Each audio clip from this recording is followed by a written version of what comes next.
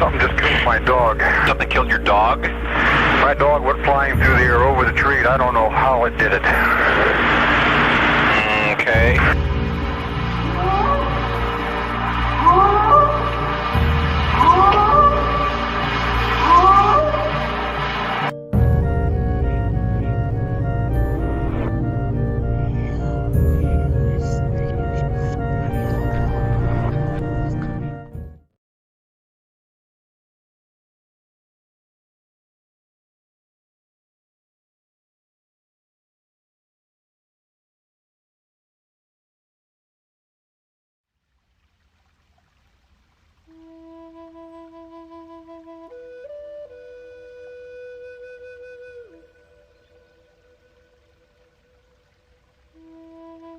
Deep in Bigfoot Territory, Episode 2. The Nahanni River and the Valley of the Headless Men. This is a Squatch Mafia documentary.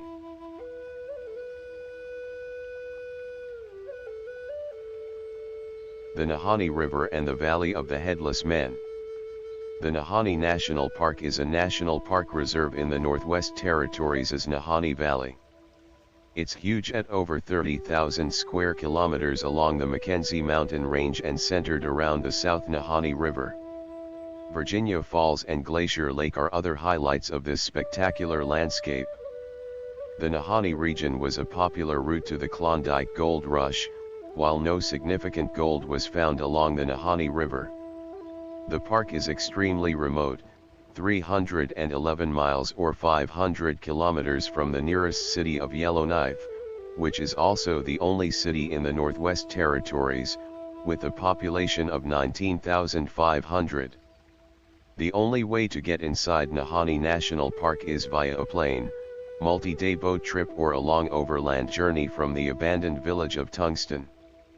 The valley is situated above the 60th parallel north, which puts it in line with the rest of Canada's wild territories. The Nahanni Valley has been proclaimed an UNESCO World Heritage Site in 1978. The national park was founded in 1972 and was recently voted one of the 7 Wonders of Canada. It was also one of the 12 original UNESCO World Heritage Sites designated in 1978 along with Niagara Falls and Yellowstone National Park. To emphasize the remoteness of the park, the Nahanni National Park receives 800 to 1,000 visitors per year, while Yellowstone averages over 4 million visitors per year. The Nahanni National Park is an 11,600 square mile strip of mountains, forests, geysers, and grizzlies. Its centerpiece is the Nahanni River.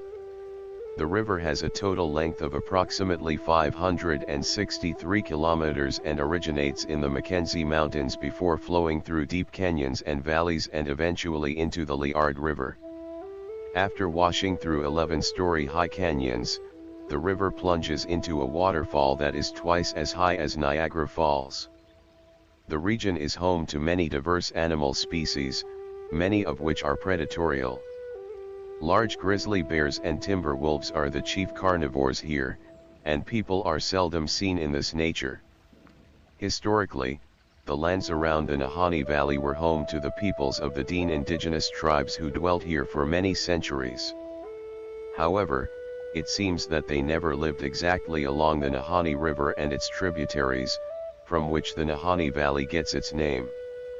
The Dean inhabited the lowlands along the Mackenzie River and traditionally avoided the South Nahanni River Valley due to frequent raids by the Naha tribe, who are said to have lived in the mountainous areas above the valley. The Dean also stayed out of the valley because they believed it to be cursed and feared the large prehistoric animals and huge hairy men believed to live in the wooded canyons. The oral histories of the Dean, passed down through generations, speak also of another tribe living there, called Naha. The Dean tell that the Naha were a warlike tribe, living in the high mountains and descending into the lowlands to raid and kill. They became the main foes of the Dean peoples and were greatly feared by them. The name Nahanni itself is of Dean origin and means the river of the Naha people. These oral histories and the name itself are very important, as they are etymological certain proof that a different indigenous tribe once dwelt here. However, the Dean state that the Naha people simply vanished at one time, ceasing their raids and disappearing altogether. Mystery surrounds these so-called Naha, but no trace of them has ever been found. So far, they are only found in stories. The Nahanni region became the focus of many mystery hunters. And most of this focus was on a special place within the valley, one called the 200-Mile Gorge. The Dean natives speak of an unknown evil dwelling there, and few ever enter it. Especially because of the events that transpired there. For it's the 200-Mile Gorge that gained the grisly name of the Valley of the Headless Men. The origins of this eerie nickname can be traced to the early 20th century, at the time of the famous Klondike Gold Rush. At this time, many would-be prospectors wanted to test their fortunes and head out to the remote Canadian wilderness, especially Yukon. Two of these prospectors decided to forego the traditional routes and locations leading to Yukon, and to instead try their luck in the Nahanni Valley. They were two brothers of Scottish ancestry, Willie and Frank MacLeod. After the gold rush in Klondike in the late 1890s, the two brothers set out during the early 1900s to pursue their dreams of gold and wealth. They chose the remote South Nahanni River Valley, which was considered a shortcut to the arduous overland route from Edmonton and nearby gold fields. Previous Western explorers who had passed through the area reported a tropical valley that was free of snow due to local thermal springs. There were also stories of hunters and fur trappers returning with large prehistoric bones, tusks, and pelts of mammals long extinct. In 1906, the two MacLeod brothers canoed upriver to reach the Nahanni Valley, and that was the last time anyone saw them alive. In 1908, 2 years later, a search party discovered their skeletons at the remains of a camp.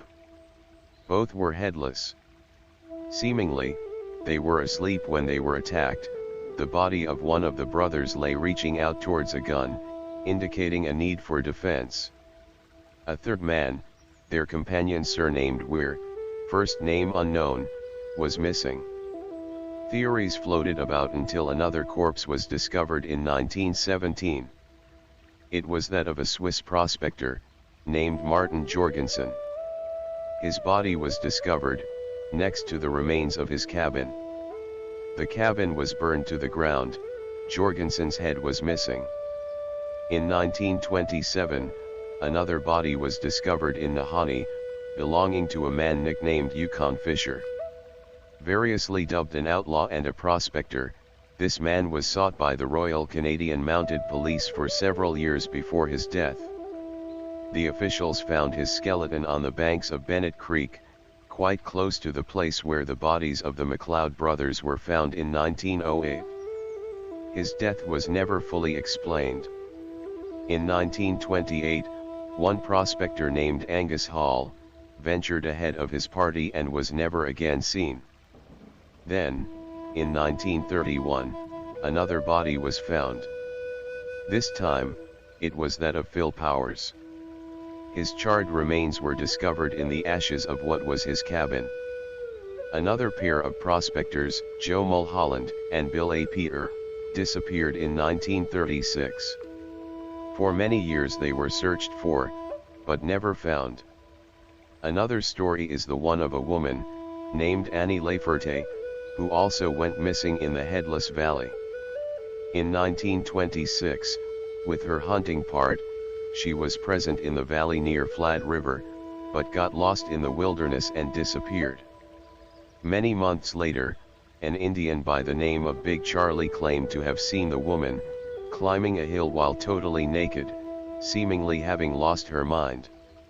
Many others simply disappeared without a trace in the remote wilderness of the Valley of the Headless Men. So inhospitable was the Nahanni Valley, that even in the 1930s it was still unexplored. In 1940, the remains of a man named Holmberg were found in the wilderness of the Headless Valley. In 1945, a miner from Ontario, whose name is now lost, was found dead, still in his sleeping bag. His head, however, was never found. Around that time, another trapper disappeared in the inhospitable wilderness. His name was John O'Brien and he was found dead next to his campfire. In 1949, a man named Shabak was found dead in front of his remote cabin. One of the strangest stories took place in the summer of 1963 in the area of the Valley of the Headless Men, when a group of geologists disappeared. The only survivor of this group, a man named Raymond Wallace, later reported strange sounds and sightings he experienced on the night before his colleague's disappearance, including an eerie, humanoid creature. The group, consisting of 3 men, disappeared in August 1963 during an expedition along the South Nahanni River. A few days after their arrival in the park, while hiking through the wilderness in search of minerals, they experienced several strange incidents. At night, they heard strange sounds from the forest, including a howling, humanoid roar. The group set out the next day for Virginia Falls and camped again on the banks of the South Nahanni River, planning to hike to the waterfalls the next morning. At night, Wallace was awakened by strange sounds coming from the forest. He later reported hearing something that sounded like a deep, rumbling tone, followed by a shrill scream that reminded him of a monkey's scream. He later reported the strange incidents of the night of his colleague's disappearance. He and his colleagues heard more roaring and saw strange sightings, including a large, ape-like creature that appeared from the forests and stared at them. Despite intensive search and rescue efforts, the missing geologists were never found, and it remains unclear to this day what really happened to them. Wallace survived because he was separated from the group during the events of the night and had to camp in a nearby location. By 1969, there were up to 44 recorded disappearances in the Nahanni Valley. The national park was founded in 1972, it has been proclaimed an UNESCO World Heritage Site in 1978. The mysterious series of disappearances and murders of people in the Valley of the Headless Men at the Nahanni River continues to this day. One of the most recent cases involves 2 outdoorsmen from Fort Simpson who died under unknown circumstances in the wilderness. In the summer of 2005, the 2 experienced bushmen, David Horsey and Frederick Hardesty, disappeared from a remote hunting camp near the Headless Valley.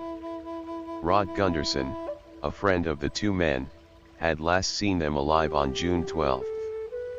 When he returned to the hunting camp on June 16, he found it abandoned. On June 18, the police joined the search for the 2 missing men. On June 27, the body of David Horsey was found in the dense wilderness near the camp, about 3.7 kilometers away. On July 8, the body of Frederick Hardesty was found floating in the river, about 20 kilometers from the camp. Although the Royal Canadian Mounted Police conducted an investigation, the case was never solved. The family members of Horsey and Hardesty were dissatisfied with the way the police handled the case and filed complaints. It was argued that the Royal Canadian Mounted Police did not do enough to solve the case and that there are still many unanswered questions. A newspaper article from 2018 about the 2005 case says the following. David Horsey and Frederick Hardesty, 2 men from Fort Simpson in the Northwest Territories, were found dead in 2005. The cause of death for both men remains unclear, which has raised many questions for their families. In recent years, the families have repeatedly contacted authorities to demand a new investigation into the case. David Horsey, 60, and Frederick Hardesty, 58, went to a friend's cabin 125 kilometers northwest of Fort Simpson in June 2005. Horsey's body was later found in the thick bush almost 4 kilometers away from the cabin, while Hardesty's body was found in the South Nahanni River about 20 kilometers away from the cabin. The men had been missing for almost a month before their bodies were found. it was officially determined that Horsey died of hypothermia and Hardesty drowned. The stepbrother of Horsey was part of the search party for the two men, and he said they found strange things at the cabin. There were bullet shots all over the place, said the stepbrother. The picture is bigger than just two guys, one who died of hypothermia and the other who died of drowning. He said. There was something else that happened before all that came down. He said that when the search began, the Royal Canadian Mounted Police didn't cordon off the cabin, because there was nothing to indicate foul play. He said the search party and Royal Canadian Mounted Police were camped out near the site during the search. After the bodies were found, Horsey's stepbrother said he asked the Royal Canadian Mounted Police again if they would be investigating. He said the Royal Canadian Mounted Police said they would not be, because all the evidence had been contaminated by the search party. The families are not satisfied with the investigation. Both Hardesty and Horsey were described as experienced bushmen. The families filed a complaint back in 2005 to the Royal Canadian Mounted Police about the way the case was handled.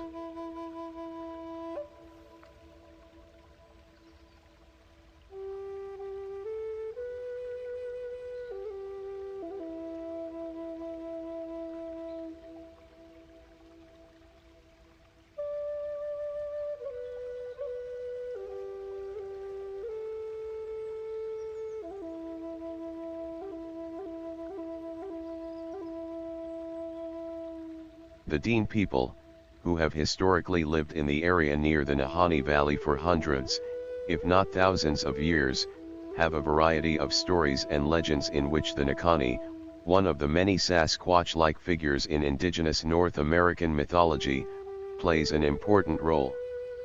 The Nahanni is described as a humanoid being that lives in the forests and mountains. The Dean are part of the Athabascan group of indigenous peoples who live in North America. The Athabascans are located in various regions of North America, including Alaska, Canada, and parts of the continental United States. The Dean primarily live in Canada, specifically in the Northwest Territories and parts of British Columbia, Alberta, Saskatchewan, and Manitoba. Their territory spans over an area of more than 700,000 square kilometers and includes a variety of landscapes, including tundra, taiga, and mountain regions. They traditionally lived off fishing, hunting, and gathering and developed a close relationship with the animals and plants in their environment. They also have a rich oral tradition that includes stories and songs that preserve the traditions and customs of their people. In some Dean stories, the Nahanni is depicted as a protector and guardian of the forest, while in others, the Nahanni is also described as unpredictable and dangerous, and it is recommended to stay away from it. Nahanni and Sasquatch are two different names for the same figure that appears in the folklore of indigenous peoples of North America. Both terms are used to describe a large, humanoid being that lives in the forests and mountains. There are also similarities in the descriptions of the appearance and behavior of Nahanni and Sasquatch. Both are often described as large, strong, and hairy, with long arms and large feet. They are said to be able to move quickly and skillfully through the forest and exhibit human-like behavior. In Dean mythology, there are also reports of giant cannibalistic tribes that are considered dangerous and ominous figures. These stories date back to a time when the Dean still lived as hunters and gatherers. In some traditions, it is reported that these were tribes of wild giant people who hunted, killed, and ate other humans. These tribes were often considered ominous and evil, and in many stories, they were associated with witchcraft and black magic. The Métis, another indigenous population group in Canada living in the region, also have stories and legends about the Sasquatch or the Witico, a large, hairy wild man. In Métis culture, the Witico is considered an evil spirit, often depicted as a giant with supernatural powers. It is said that he kidnaps and kills people, especially women, to gain his supernatural strength and power. There are also reports of Métis encountering Sasquatch in the Nahanni region. However, these stories are also not positive and describe Sasquatch as aggressive. The historical reports and sightings of these large prehistoric mammals and hominid Gigantopithecus-sized creatures roaming the remote wilderness of northern Canada seem in many ways plausible. The South Nahanni River Valley would have been located on the original migration routes for species that crossed the land bridge at the Bering Strait. The Nahanni National Park and its extremely isolated location could have allowed these prehistoric species to persist long after their extinction in other more heavily populated areas. There are various reasons why it would make sense for a creature like Sasquatch to live in the Nahanni region. At first, it's a remote location. The Nahanni Valley is very remote and difficult to access, making it an ideal habitat for animals that want to hide from human activity. There are few roads and settlements near the valley, which could make it a natural refuge. The wilderness and resources. The Nahanni Valley is an extensive wilderness area with abundant natural resources such as water, food, and shelter. Sasquatch could find enough food and shelter here to survive. There are also many other wild animals in the Nahanni Valley that Sasquatch could use as a food source, including elk, caribou, beavers, and fish. So this could very well be an optimal habitat for a supposed species like the Sasquatch. There are numerous stories and speculations about whether Sasquatch plays a role in the mysterious disappearances in the Nahanni region. Some believe that Sasquatch has an aggressive and territorial nature and attacks people who come too close to its territory. Others believe that Sasquatch may view humans as prey and therefore could be responsible for some of the mysterious disappearances in the region. There are still several recent reports of Sasquatch sightings in the Nahanni region. Here are some examples. A mountain guide named Andy Russell claimed to have seen a Sasquatch near the South Nahanni River in the 1990s. He described the creature as being 2.5 meters tall, with brown fur and a massive head. In 2003, a group of hunters said they saw a Sasquatch near the Nahanni River. They described it as being very large, with dark brown fur and a human-like face. In 2007, two hikers reported seeing a Sasquatch near Virginia Falls in the Nahanni National Park. They described the creature as being very large and covered in long, brown fur. Another report comes from 2012, when a tourist claimed to have seen a Sasquatch during a canoe trip on the Nahanni River. He said that it had stood in front of him and stared at him for a moment before disappearing into the woods. So, the region of the Nahanni National Park seems to stay one of the most mysterious and dangerous places of the subarctic North American continent. Please hit the like button if you have enjoyed this video on the Nahanni River and the Valley of the Headless Men, deep in Bigfoot territory. Subscribe to the Squatch Mafia channel at YouTube for more content on the Nahanni River, the Valley of the Headless Men, Bigfoot, and Sasquatch. Thank you for watching.